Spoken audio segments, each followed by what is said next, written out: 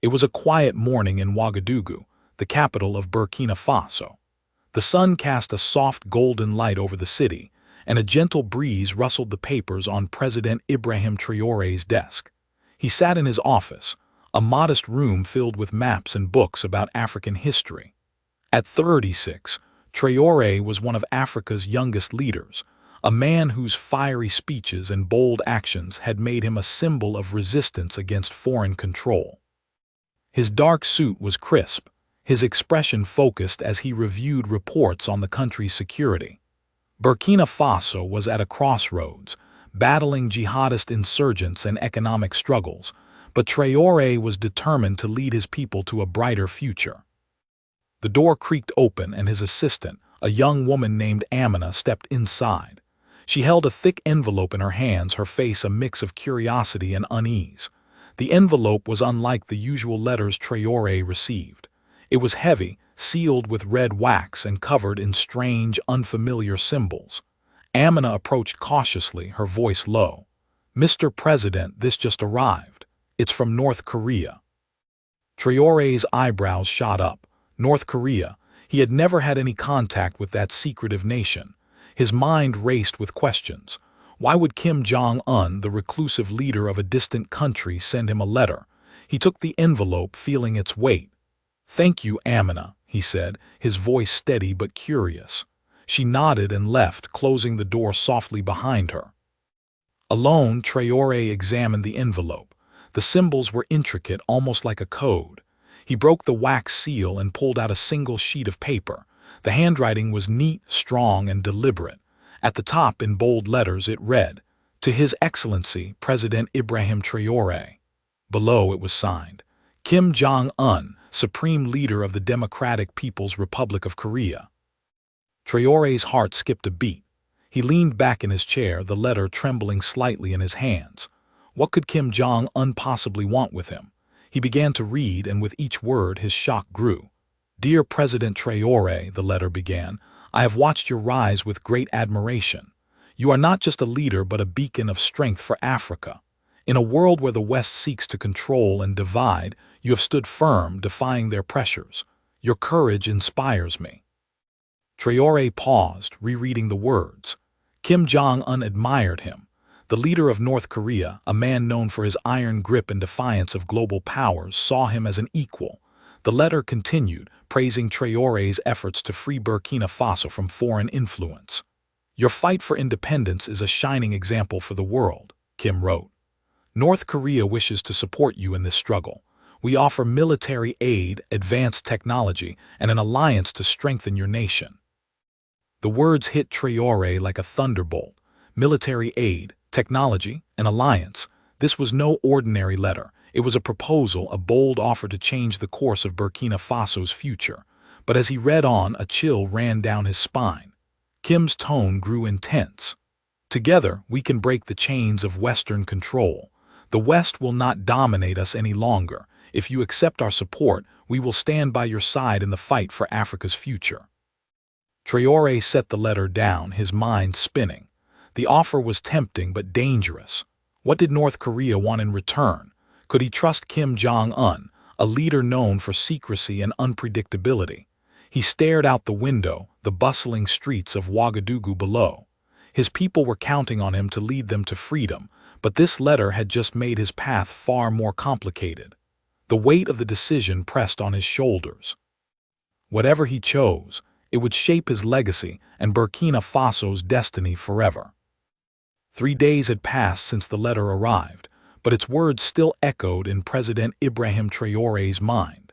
He had barely slept, wrestling with the implications of Kim Jong Un's offer. The promise of military aid and technology was a lifeline for Burkina Faso, a nation struggling against insurgents and foreign pressures.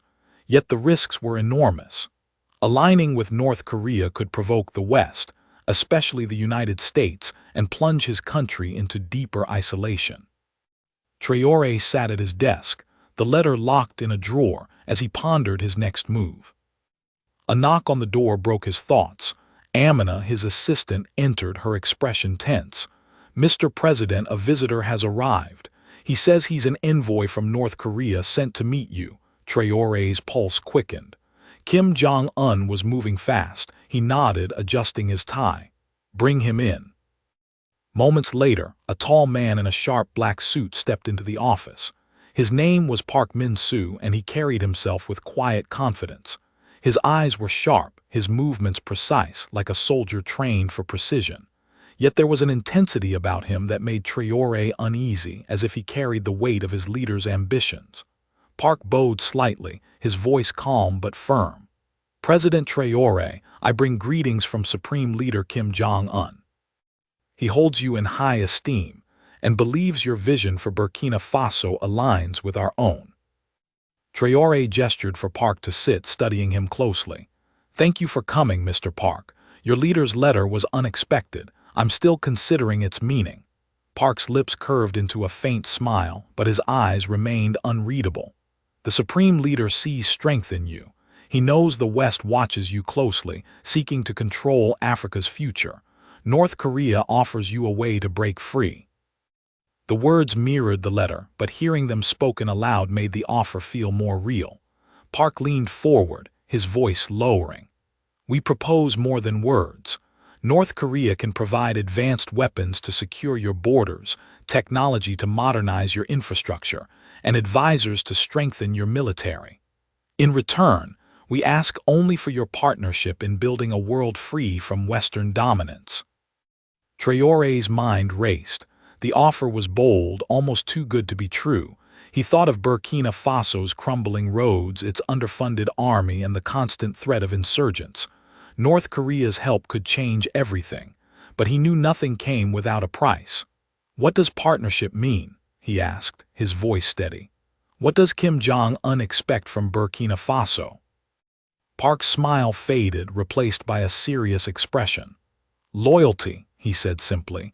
"Stand with us against the West and we will stand with you.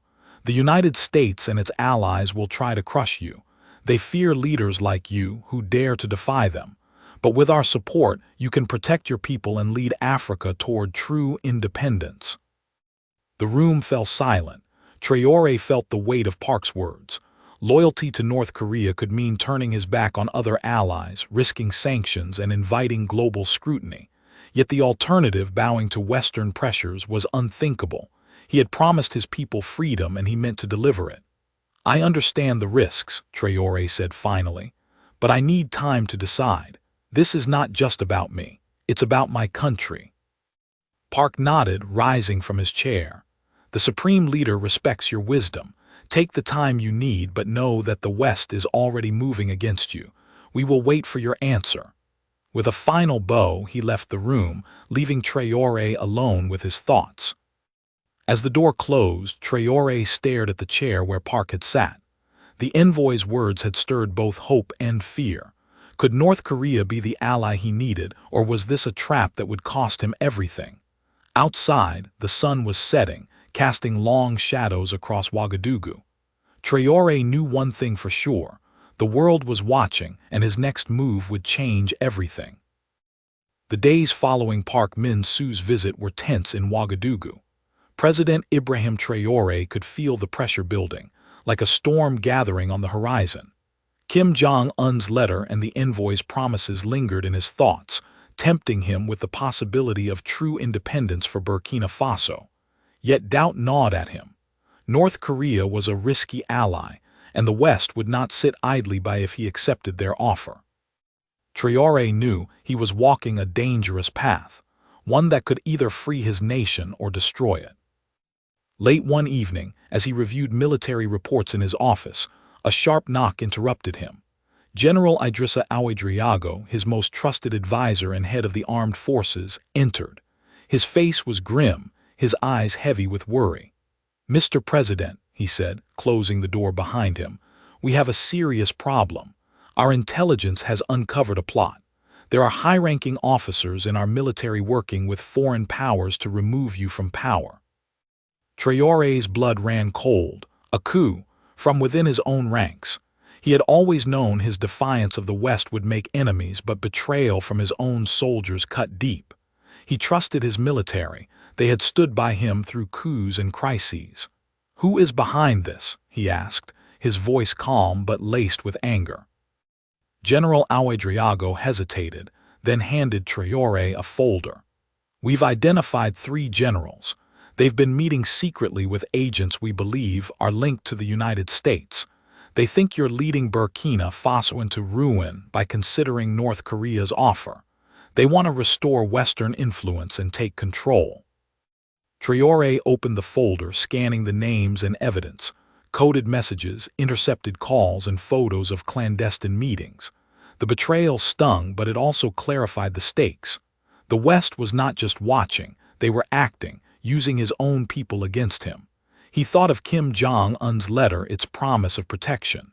Could North Korea help him now, or would their involvement make things worse? "We need to act quickly," Traore said, standing up.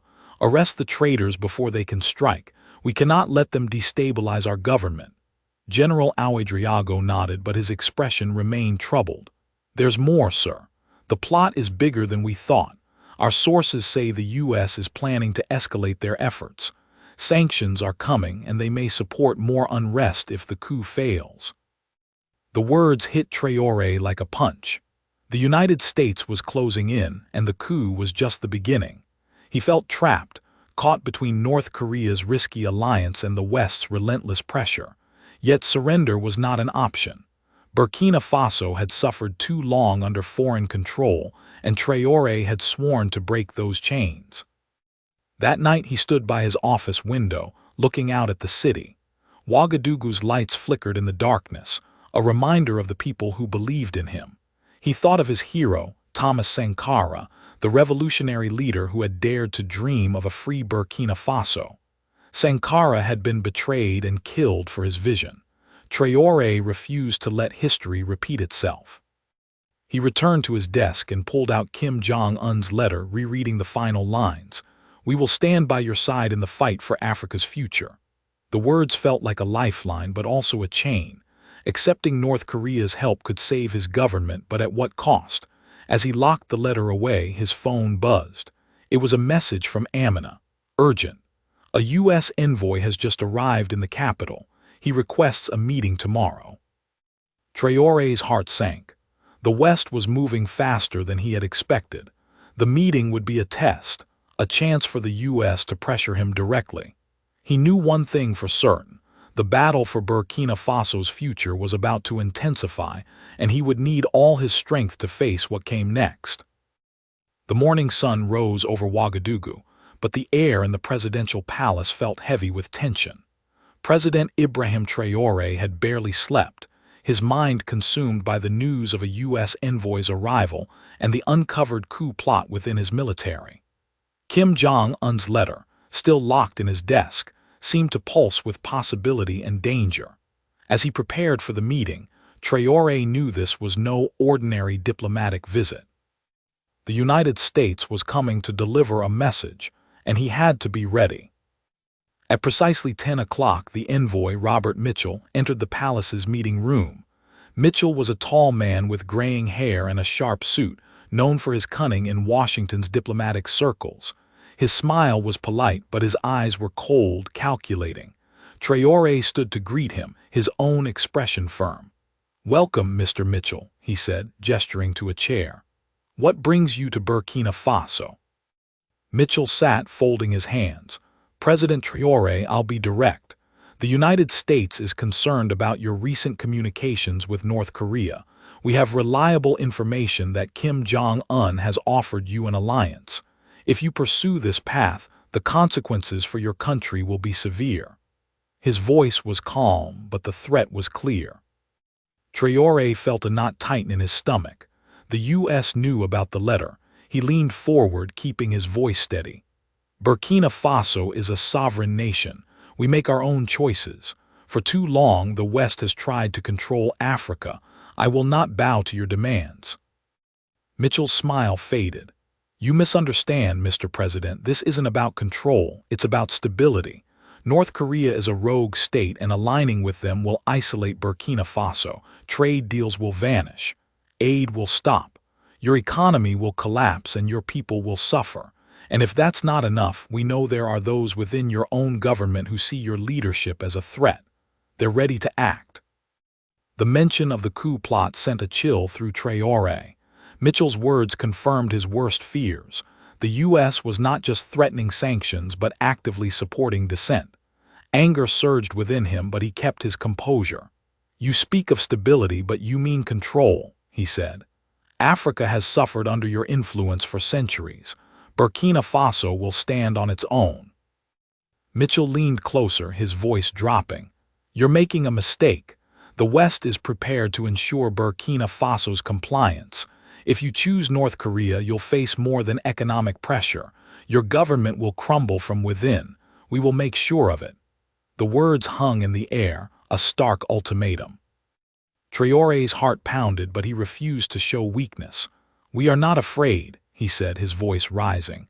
"Burkina Faso will not be your puppet. Threaten us all you want, but we will fight for our freedom." Mitchell stared at him for a long moment, then stood. "You've been warned, President Traore. Your next move will decide your country's fate." With that, he left, his footsteps echoing in the silent room. Alone, Traore felt the weight of the encounter. The U.S. was not bluffing. Sanctions, unrest, even a coup, they were prepared to do whatever it took to stop him. He thought of Kim Jong Un's offer, the promise of weapons and support. It was a gamble, but it might be his only chance to resist. As he sat at his desk, his phone buzzed. It was General Ouedraogo. "Mr. President, we've detained the coup leaders, but we've intercepted new communications. The U.S. is planning something bigger. We need to act now." Traore clenched his fists. The battle lines were drawn. The West was closing in, and North Korea was waiting for his answer. He looked out at Ouagadougou, its people unaware of the storm approaching. Whatever came next, Traore knew he had to protect them.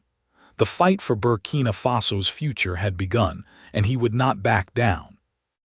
The presidential palace was quiet as night fell over Ouagadougou, but President Ibrahim Traore's mind was anything but calm. The U.S. envoy's threats echoed in his ears, and General Ouedraogo's warning about a larger American plot weighed heavily.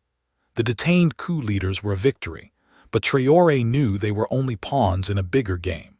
The West was circling, ready to crush Burkina Faso's independence, and Kim Jong Un's offer was his only shield. He stood by his office window, the city's lights a reminder of the people he had sworn to protect. Traore pulled Kim Jong Un's letter from his desk, its words now familiar yet still powerful. "We will stand by your side in the fight for Africa's future," it promised. The offer of military aid and technology could strengthen his army, secure his borders, and show the world that Burkina Faso would not bow. But the risks were clear. Aligning with North Korea could bring sanctions, isolation, and even war. Traore's heart raced as he weighed his options. Surrender to the West meant betraying his people's dreams. Accepting North Korea's help meant gambling with their future. He called General Ouedraogo and Amina to his office. They were his closest allies, and he needed their counsel. "The U.S. is planning something big," Traore said, his voice steady. "They want to break us, and they're using our own people to do it. North Korea offers us a way out, but I need to know, can we trust them?" General Ouedraogo frowned, his hands clasped tightly. "North Korea's weapons could help us fight insurgents and deter the West, but their loyalty is questionable. They'll want something: resources, influence, maybe even control. We can't trade one master for another." Amina nodded, her eyes thoughtful. "The people support you, Mr. President, but they're scared. Sanctions could starve us. We need a plan to show them we're strong with or without North Korea." Their words sharpened Traore's focus. He couldn't rely on North Korea alone, but he couldn't ignore their offer either. He needed to rally his nation to turn fear into strength. "We'll address the people," he said. "Tomorrow I'll speak to the nation. We'll expose the West's threats and show them we're ready to fight. And I'll meet with North Korea's envoy again. We need details about their support." The next morning, Traore stood before a crowd in Ouagadougou's central square, the sun blazing overhead. Thousands had gathered, their faces a mix of hope and anxiety. His speech was broadcast live across Burkina Faso. "My fellow citizens," he began, his voice strong, "we face a great challenge. The West seeks to control us, to steal our freedom. They plot against us even within our own ranks. But we are Burkina Faso, a nation of courage. We will not surrender. With our strength and the support of true allies, we will build a future where Africa stands tall. The crowd erupted in cheers, their voices shaking the ground. Traore felt their energy, their belief in him. It was a moment of unity, a spark that could carry them through the storm. But as he left the stage, his phone buzzed. It was Park Min-soo, the North Korean envoy. "President Traore, we've heard of the U.S. threats. The supreme leader is ready to act. Meet me tonight. We have resources already in place to protect you." Traore's pulse quickened. North Korea was moving fast, too fast. He agreed to the meeting, but doubt lingered. Could he trust Park's promises, or was this a trap to pull Burkina Faso into Kim Jong Un's orbit? As he returned to the palace, the cheers of his people still echoed in his mind. They were his strength, but also his responsibility. The path ahead was treacherous, and every step could lead to triumph or ruin. Night had fallen over Ouagadougou, and the presidential palace was cloaked in silence. President Ibrahim Traoré sat in a dimly lit meeting room, his hands clasped tightly. His speech earlier that day had ignited hope in his people, but the weight of his decisions pressed harder than ever. The U.S. threats, the thwarted coup, and Kim Jong Un's offer swirled in his mind. Tonight's meeting with Park Min-soo, the North Korean envoy, could be the turning point for Burkina Faso's future. Park entered, his black suit pristine, his expression unreadable. He carried a small briefcase which he placed on the table with care. "President Traoré," he began, his voice smooth, "your speech today was powerful. The supreme leader was impressed. He believes you are the leader Africa needs. North Korea is ready to stand with you, now more than ever." Traoré studied Park, searching for any hint of deception. "Your leader's letter promised support," he said, "but I need specifics. What exactly is North Korea offering, and what do you expect in return?" Park opened the briefcase, revealing documents and a small tablet. He slid the documents across the table. "These outline our commitment. We can deliver advanced weapons within weeks, missiles, drones, and training for your soldiers. We'll provide cybersecurity systems to protect your government from Western interference. And we're prepared to send advisors to help rebuild your infrastructure." Traoré flipped through the pages, his eyes scanning lists of equipment and timelines. The offer was staggering. Burkina Faso's military, stretched thin by insurgencies, could become a force to reckon with, but his instincts urged caution. "This is generous," he said, setting the documents down. "But what does Kim Jong Un want? No nation gives so much without expecting something." Park's smile was faint, almost cold.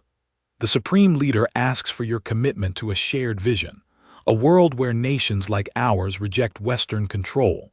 We want Burkina Faso to stand with us in international forums to support our cause against sanctions. In time, we may ask for access to your resources, gold perhaps, or a military base. But for now, your loyalty is enough." The word loyalty hung in the air, heavy with implications. Traoré's mind raced. A military base, access to Burkina Faso's gold. These were steep prices, ones that could compromise his country's sovereignty. Yet the alternative, facing the U.S. alone, was bleak. Sanctions were already looming, and General Ouedraogo had warned of more plots. Traoré needed strength, and North Korea was offering it. Park tapped the tablet, pulling up a map. "We've intercepted U.S. communications," he said. "They're planning a covert operation to destabilize your government. They'll fund opposition groups, arm insurgents, and push for a new coup. But we've already deployed advisors to Ouagadougou. They're ready to protect you, starting tonight."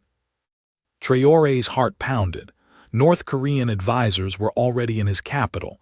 The speed of their move was both reassuring and alarming. "You've acted without my approval," he said, his voice sharp. Park raised a hand, his tone calm. "We acted to save you. The West won't wait for your decision. Accept our help and we'll ensure your government survives." The room felt smaller, the air thick with tension. Traoré thought of his people, their cheers still ringing in his ears. He couldn't let them down, but he couldn't trade one form of control for another. "I need time," he said finally. "This is my country's future. I won't decide lightly," Park nodded, closing the briefcase. "The Supreme Leader trusts your judgment, but time is short. The U.S. is moving. We'll wait, but not for long." As Park left, Traore sat alone, the document staring back at him. North Korea's pledge was real, but so was the danger. The West was closing in, and his own government was fractured. He looked out at the city, its lights a beacon of hope. The fight for Burkina Faso's soul was far from over, and Traore knew his next choice would define everything. The stars shone brightly over Ouagadougou, but inside the presidential palace, President Ibrahim Traoré felt trapped in a storm of his own making. Park Min-soo's departure left the room silent, but the North Korean envoy's words echoed like a warning. Weapons, advisors, and a promise to thwart the West's plans were on the table, but at the cost of loyalty to a regime Traore barely understood. The U.S. threats loomed larger, and the betrayal within his military stung deeply. Time was running out, and Traore knew he stood at a breaking point. He paced his office, Kim Jong Un's letter now crumpled from repeated readings. The promise of a free Burkina Faso, unbowed by Western chains, burned in his heart. Yet Park's mention of a military base and access to gold raised red flags. Traore had fought to end foreign exploitation, not to invite a new form of it. He thought of his people, their faces lit with hope during his speech.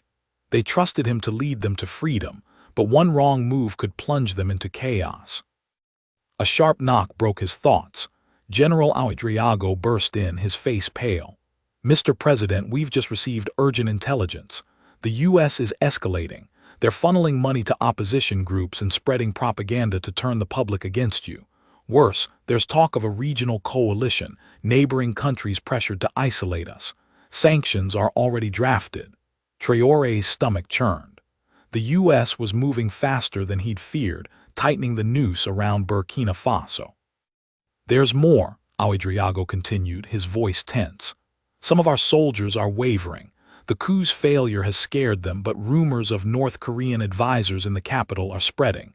They're afraid we're trading one enemy for another." Traore clenched his fists. His own army, the backbone of his government, was fracturing. He needed to act, to show strength before doubt consumed them all. He called Amina, his assistant, and together they devised a plan. "We need to address the nation again," Traore said. "The people must know the truth about the West's plans, and I'll meet with our soldiers, remind them why we fight." Amina nodded, but her eyes were worried. "Sir, what about North Korea? The longer you wait, the more they'll push, and if you reject them, they could turn against us." Amina's words hit hard. Traore knew she was right. North Korea's advisors were already in Ouagadougou, a move that showed both support and pressure. Rejecting them could anger Kim Jong Un, leaving Burkina Faso vulnerable, but accepting their full terms felt like betraying his principles. He needed a middle path, a way to use their help without losing control. That evening, Traore visited a military base on the city's outskirts. The soldiers stood in formation, their faces a mix of loyalty and uncertainty. He spoke from the heart, his voice carrying over the quiet night. "You are the shield of Burkina Faso," he said. "The West wants to break us, to make us kneel. They spread lies to divide us. But we fight for our children, for a future where Africa is free. Stand with me and we will win." The soldiers cheered, their doubts easing, but Traore knew words alone wouldn't hold them forever. As he returned to the palace, his phone buzzed. It was an encrypted message from Park Min-soo. "The Supreme Leader awaits your decision. U.S. operatives are in your capital. Act now or lose everything." Traore's heart raced. The U.S. was already here, plotting in the shadows. North Korea's offer was his only leverage, but it came with chains he wasn't ready to wear. He sat at his desk, the weight of the world on his shoulders. The breaking point had arrived. Accept North Korea's help and risk his nation's soul, or face the West alone and risk its survival. Ouagadougou slept, unaware of the battle raging in its leader's heart. Traore closed his eyes, praying for the strength to choose wisely. The presidential palace was a fortress of silence as dawn broke over Ouagadougou. President Ibrahim Traoré had not slept. The weight of his choice pressed on him like a mountain. Kim Jong Un's offer of weapons and advisors could save Burkina Faso from the West's tightening grip, but at a cost that might bind his nation to a new master. The U.S. was already in his capital, plotting to unravel his government. Traore knew this was the moment that would define his legacy and his country's future. He stood before a map of Burkina Faso, its borders marked with pins showing insurgent threats and military outposts.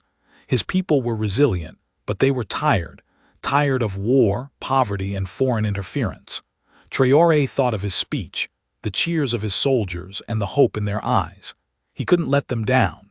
Surrendering to the U.S. was unthinkable, but fully embracing North Korea felt like a betrayal of the freedom he'd promised.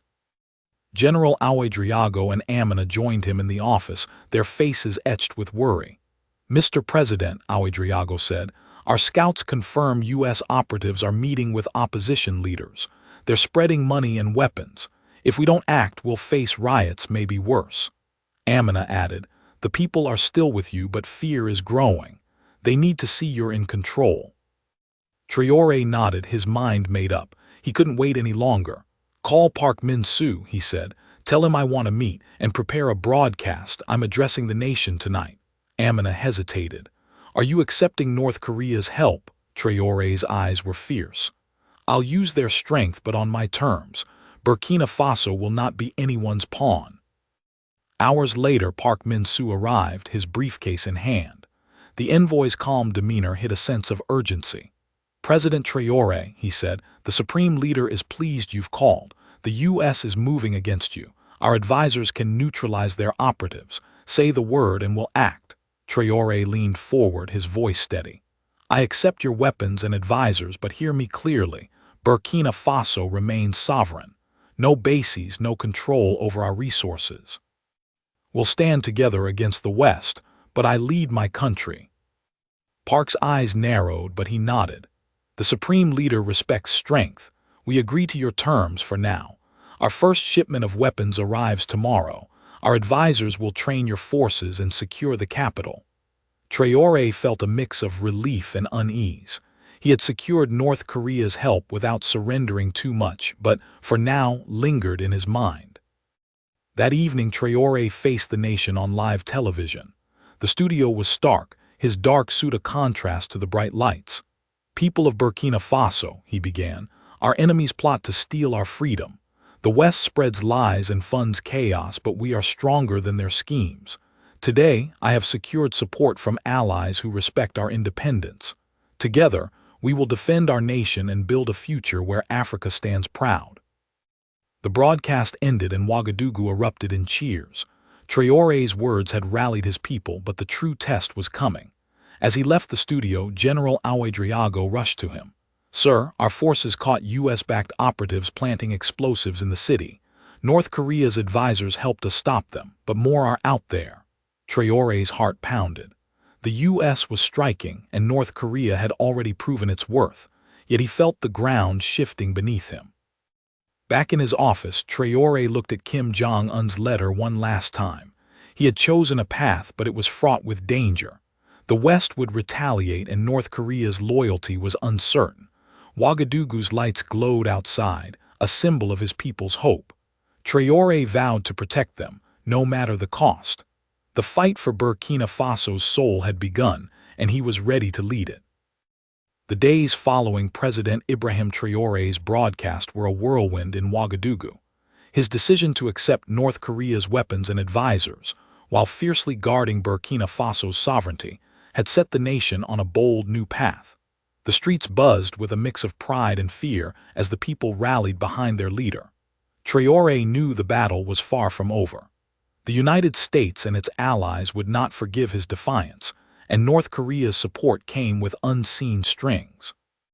But for the first time, he felt a spark of hope, a chance to forge a future where Africa stood free. North Korea's first shipment arrived under cover of night. Crates of rifles, drones, and communication systems unloaded at a military base outside the capital. North Korean advisors, silent and disciplined, began training Traore's soldiers, teaching them tactics to counter insurgents and foreign operatives. General Ouedraogo reported swift progress. Our forces are stronger already, he said. The US-backed plots are faltering. We've arrested more operatives, thanks to North Korea's intelligence. Traore nodded, but his mind lingered on the cost. Every victory tied him closer to Kim Jong Un. The US responded with fury. Sanctions hit Burkina Faso, freezing foreign aid and trade. Markets in Ouagadougou grew quiet and food prices soared. Traore walked the streets, meeting families who faced hardship but refused to break. "We believe in you," an elderly woman told him, her eyes fierce. "Don't let them win." Her words steeled Traore's resolve. He ordered his government to distribute reserves and sought trade with non-Western nations like China and Russia, easing the sanctions bite. One evening, Park Min-soo returned to the palace, his expression grave. "President Traore," he said, "the U.S. is rallying a coalition to isolate you. They plan to arm insurgents and pressure your neighbors to close borders. But the Supreme Leader has a message: stand firm and North Korea will double its support. We can send more weapons and economic aid." Traore studied Park, wary of deeper entanglement. "I've kept my word," he said. "We stand against the West. But Burkina Faso will not be your satellite. Our partnership ends if you push too far." Park's eyes flickered, but he bowed. "The Supreme Leader respects your strength, will honor your terms." As Park left, Traore felt a fragile balance. North Korea's help had saved his government, but he had to guard against their ambitions. He turned to his people, launching projects to rebuild schools and clinics, showing them a future worth fighting for. His speeches grew fiercer, echoing across Africa, inspiring leaders to question Western dominance. Months passed and the tide began to turn. The U.S. coalition faltered as African nations, moved by Traore's courage, refused to join. Insurgencies weakened under his strengthened military, and Burkina Faso's economy stabilized with new allies. One morning, Traore received a new letter from Kim Jong Un, congratulating him. "You have shown the world Africa's power," it read. "North Korea is proud to stand with you." Traore set the letter aside, grateful but cautious. He had used Kim's support to survive, but Burkina Faso's heart remained its own. Standing on a balcony overlooking Ouagadougou, Traore watched the city awaken. Children laughed in the streets and markets hummed with life. The scars of struggle remained, but so did hope. He had faced betrayal, threats, and impossible choices, yet he had prevailed. Burkina Faso was not just surviving, it was rising. Traore's legacy was secure, a beacon for a continent ready to claim its destiny. The fight for freedom was not over, but he had shown the world that Africa would not be silenced. With his people behind him, Traore knew they could face anything. A new dawn had come, and Burkina Faso would shine.